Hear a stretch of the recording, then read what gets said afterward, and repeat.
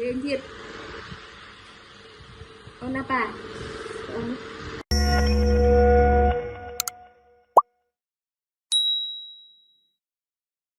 Ôn apa bông bịch này nè.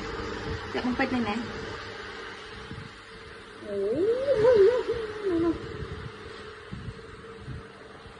Hey, ina tẹp bông da này nè. Tẹp bông da này nè. Tẹp bông da này nè. Tẹp bông da. Ở đây cái gì hề nè bạc phật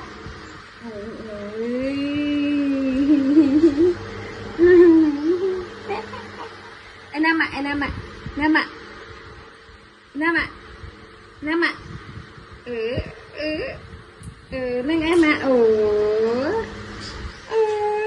cái không rồi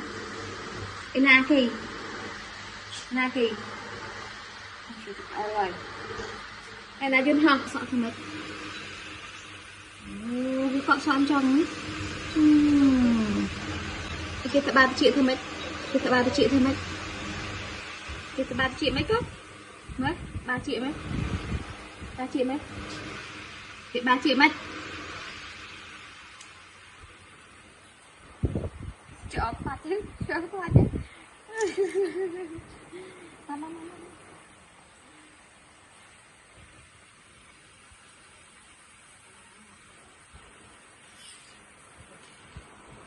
nó con này hả nó con này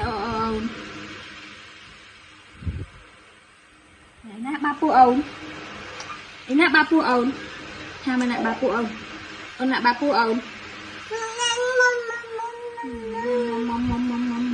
nó mồm ồn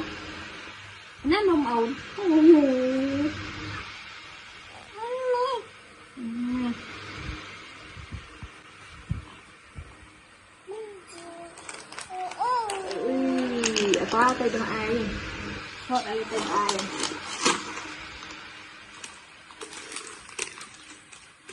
mùa này có 5 mùa ở tay 5 mùa ô đầm lông 3 răng đầm lông 3 răng ô mùa thì ô tắt tay